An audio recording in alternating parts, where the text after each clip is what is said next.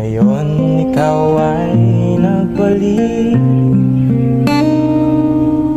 at tulad ko rin ng iyong pananabik, makita ang dating kanlungan, tahanan ng ating tula at pangarap. Ngayon ay naglaho na.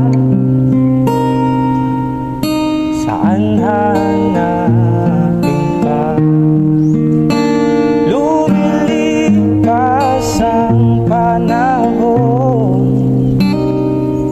kabiyak ng ating gunita,